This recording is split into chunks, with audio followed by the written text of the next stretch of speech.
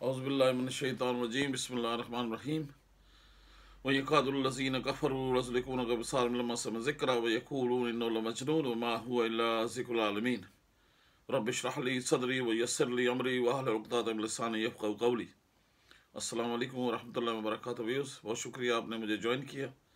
मेरा नाम नासिर रशीद है और आप मेरा यूट्यूब चैनल देख रहे हैं। बहुत शुक्रिया सबका। मेरे अभी सब्सक्राइबर जो है माशाल्लाह 300 से ऊपर हो गए हैं और आप सबका बहुत शुक्रिया कि आप मेरे चैनल को व्यू करते हैं और इस चैनल को सब्सक्राइब कर रहे हैं और मैं आपका बहुत ही मशकूर और ममनून हूँ। तो YouTube से काफ़ी मुझे मिला है 300 सब्सक्राइबर्स का, तो इंशाल्लाह अभी बढ़ रहे हैं। 305 थे शायद जब लास्ट मैंने देखे थे। तो व्यूज़ भी बढ़ गए हैं, तकरीबन 55,000 माशाल्लाह तकरीबन लोगों ने देखा है। तो बहुत शुक्रिया कि आप मेरे चैनल को देख रहे हैं और सब्सक्राइब कर रहे हैं। मैं कोशिश तो करता हूँ कि हर रोज़ वीडियो अपलोड करूँ या हर वीक में, लेकिन यह है कि बाज़ दफ़ा मैं बिज़ी होता हूँ, तो इंशाल्लाह अपनी मसरूफियात की वजह से अपलोड मैं करता रहता हूँ। फिर जो है कि तलावत की मैं अपलोड कर रहा हूँ।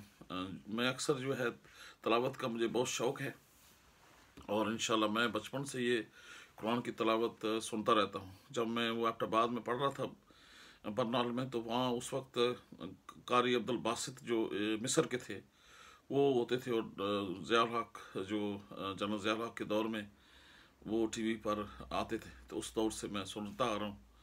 फिर जो मदीने और मक्के में जब गया था तो वहाँ पे जो कारी थे उनकी भी कैसेटें होती थी, वो मैं सुनता रहता था। तो आजकल भी मैं बहुत सुनता रहता हूँ। तो ये जो अपलोड मैं करता हूँ ये मैं आपसे शेयर करता हूँ, जो कारी को जिनको मैं सुनता रहता हूँ, इसलिए फिर मैं आपसे वो शेयर करता रहता हूँ वीडियो। बहुत शुक्रिया। इससे मुझे ख़ुद भी जो है कुरान हकीम की तिलावत का सुनने पढ़ने का बहुत शौक़ है और जब से तकरीबन जो है वो महफिल शबीना वाला साहब के ख़त्म पर भाई के और बाकी हर साल यानी कि 20 साल से मैं लगातार महफिल शबीना घर में कराता था, जिसमें तलावत की जाती है और कुरान पूरा जो है रात को पढ़ा जाता है। तो मेरे यहाँ बहुत ही मशहूर था ये। पाकिस्तान से, लाहौर से मैं बड़े बड़े लोग लाता था, नात खानी होती थी और मेरा जो सालाना ख़त्म है वालिद साहब का बड़ा मशहूर था। तो अभी तो कुछ अरसे के बाद जब से मेरी वाइफ फौत हुई है तो उसके बाद तो मैंने इतना इत्माम नहीं किया। तो आज जो है वीडियो में जो भर रहा हूँ वो 20 अक्टूबर की है। आज मेरी वाइफ की जो है बरसी है और इस सिलसिले में मैंने दुआ भी की है और तलावत भी की है और ख़त्म किया और मेरे बच्चों ने भी पढ़ा है माशाल्लाह। और जो है वो हर साल मैं करता रहता हूँ। इस पिछले साल में पाकिस्तान था तो उस वक्त भी मैंने आपको अपनी जो इत्माम किया था और नात वगैरह पढ़ी थी, वो भी मैंने अपलोड की थी। वो आप वीडियो देख सकते हैं पिछले साल की 2021 की। तो वो मैं हर साल जो वाइफ के बारे में बताता रहता हूँ आपको। ये चैनल भी जो है उसी के नाम पर डेडिकेट किया हुआ है और ये है कि मेरी बीवी जो है बहुत ही नेक खातून थी और बहुत ही यानी कि सब्र वाली थी और मेरा बड़ा ख्याल रखती थी बच्चों का और हर मामले में जो है ये मेरे साथ रही है और तकरीबन 23 साल रही है। तो वैसे जो है अल्लाह ताला का ये वक्त मुकर्रर है, लेकिन चूँकि मैं अपने बारे में ज़्यादा सोचता रहता था कि मैं उससे थोड़ा बड़ा था, तो शायद जो है कि पहले भाई फौत हो गए, फिर भतीजा था, उसके बाद वालिद साहब भी थे। तो मैं भी अक्सर कहता रहता था कि कोई पता नहीं होता ज़िंदगी का, लेकिन मुझे कभी ख्याल ही नहीं आया कि वो शायद इस दुनिया से चली जाएगी। तो बहरहाल ये एक अटल फैसला है अल्लाह सुब्हानहू तआला का। बाना ही होता है। बाना पाकिस्तान गए थे और उसने कुछ खाया था, वहाँ से उसको ज़्यादा तकलीफ़ हुई है। फिर एक बोतल भी लगाई थी वहाँ चक्सवारी में, तो वहाँ से उसको फिर ज़्यादा तकलीफ़ हो गई है। तो फिर यहाँ आते आते फिर यहाँ बर्मिंघम में फौत हुई थी। तो बहुत ही नेक थी। नबी करीम सल्लल्लाहु अलैहि वसल्लम ने फरमाया है कि जो बंदे जब कब्र का हिसाब होता है वो तो कब्र में जाएगा और क़यामत का दिन तो होता है, लेकिन जो नेक लोग होते हैं उनको पहले ही पता चलता है कि वो यानी कि वो नेक हैं और जो दूसरे उनको भी पता चल जाता है। तो हदीस मुबारक में आता है कि जब इंसान नेक हो और जब वो फौत होने लगता है, जब फरिश्ते रूह कब्ज़ करते हैं तो फरिश्ते आकर सलाम करते हैं कि रब्बुल आलमीन की तरफ से सलाम है आपको, तो आइए हमारी तरफ। तो फिर वो आराम से रूह निकलती है, जैसे मशकीज़े से पानी निकलता है। जैसे आप बोतल से पानी निकालें तो बड़ी आसानी से निकल जाता है, इसी तरह नबी करीम सल्लल्लाहु अलैहि वसल्लम ने हदीस में बताया है कि रूह इसी तरह निकलती है जिस तरह मशकीज़े से पानी निकलता है, कि जल्दी निकल जाता है और आसानी से। फिर वो जो फरिश्ते हैं रूह को रुमाल में लपेटते हैं और कफन बांधते हैं, और खुशबू होती है और बड़े खूबसूरत होते हैं, और एक उनमें जो इंचार्ज होता है वो वहाँ पर चला जाता है और बाकी पीछे खड़े रहते हैं। खुशबू और बड़े बड़े खूबसूरत चेहरे होते हैं, तो नज़ा का आलम जो है उसमें उसको दिखाया जाता है। तो इसी तरह जो है फिर वो जो है जो बद होते हैं वो फिर खौफनाक उनकी शक्लें होती हैं और बदबू होती है, तो इसलिए फिर वो रूह जो पुरने जाती। तो मेरी वाइफ का जो भी मौत है बड़ी एक मतलब मैं अक्सर चूँकि इसके बारे में जानता हूँ और मुझे यकीन भी नहीं था कि वो फौत हो जाएगी, लेकिन यह है कि आखिरी वक्त में उसकी सारी फैमिली थी, उसके माँ बाप, उसके जो बहन भाई थे, बाकी मेरी वालदा भी थी, और सारे जो हमारे बच्चे थे वो अस्पताल में थे और सब पढ़ रहे थे, मैं खुद पढ़ रहा था। तो बस यानी कि आखिर तक उसको होश था कि यानी कि पानी है या सांस नहीं आ रही, तो इशारा कर रही थी, तो ऐसे चली गई कि पता नहीं चला। और जब वो रूह उसकी प्रवास कर रही थी तो सब ने पढ़ा ला इलाहा इल्लल्लाह मुहम्मद रसूलुल्लाह, बल्कि मैंने तो ये पढ़ा था ला इलाहा इल्लल्लाह वहदहू ला शरीका लहू लाहुल मुल्कु वल हम्दु वला कुल्लि शैइन कदीर। तो बहुत ही नेक थी, और इस तरह की जो मौत है वो बहुत कम लोगों में मैंने देखी है। आपको पता है कि यहाँ पर चूँकि काफिर मुल्क है, अंग्रेज़ हैं, यहाँ पर तो कोई निज़ाम नहीं है, आपको जाने भी नहीं देते, मिलने में नहीं देते। कितने लोग बेचारे इसी तरह मर जाते हैं, या कोविड में किस तरह फौत हुए हैं। लेकिन वो बहुत ही नेक थी और सारे मौजूद थे उस कमरे में, हालांकि उसके वालिदैन पाकिस्तान थे। तो बहुत ही नेक थी। और फिर जुम्मे के रोज़ जो है कि जुम्मे के रोज़ फौत हुई थी रात के टाइम। फिर वीकेंड होती है, लेकिन फिर वो है कि मैं बॉडी इंशाल्लाह हिम्मत करके वो बॉडी मैंने रिलीज़ कर दी सैटरडे को ही, और सैटरडे को फिर हमने जनाजा किया था इधर सेंट्रल मस्जिद बर्मिंघम में। फिर संडे को ही मैंने टिकट लिया, और फिर बच्चे जो हैं हमने जो मैंने है वो अमरत के जहाज़ से भेजे, और मैं और मेरी वालदा और जो बॉडी हम PI के जहाज़ लंदन से गए थे। कोई टिकट नहीं था, मेरी वालदा का तो पासपोर्ट या शायद कोई वीज़ा भी नहीं था या कोई टिकट का इशू था। तो यह है कि अल्लाह तवक्कल ले गए, और फिर मेरे पास वो डेथ सर्टिफिकेट भी नहीं था।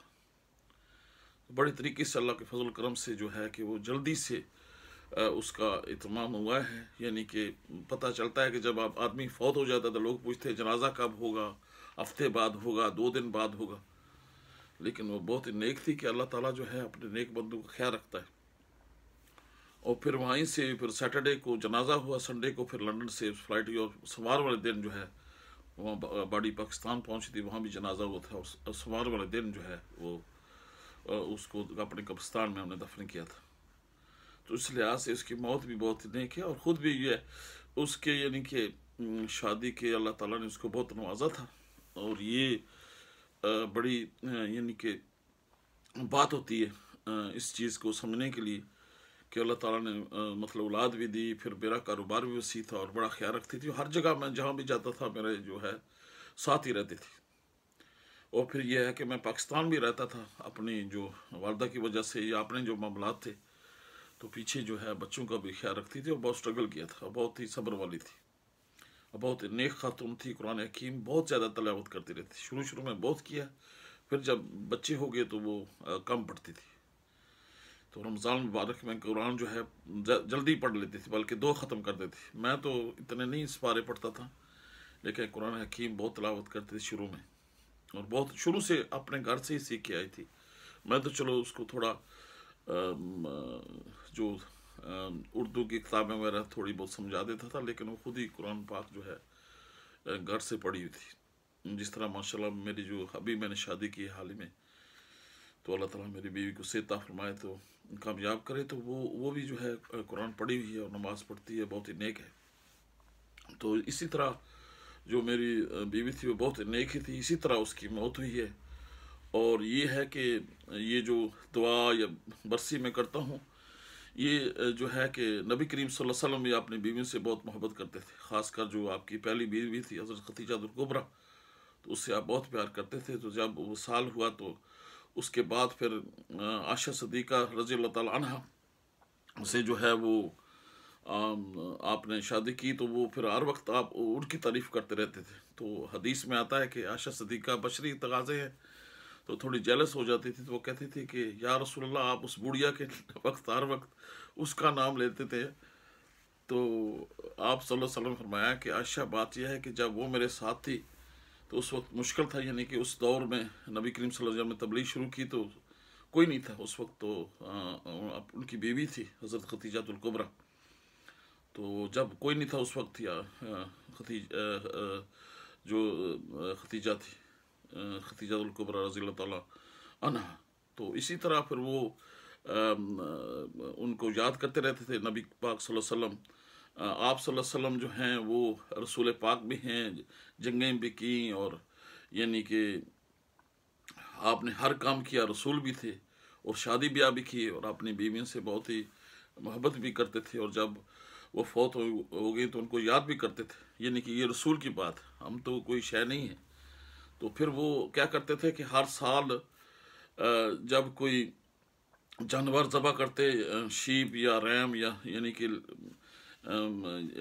जो है जो लेला या जो भी आप रैम समझते हैं, उसको ज़बह करते, तो उसमें से जो गोश्त होता तो वो गोश्त उसको उनको जो नबी करीम सल्लल्लाहु अलैहि वसल्लम बीवी थी खदीजा कुबरा, उनकी सहेलियों को पहुँचाते।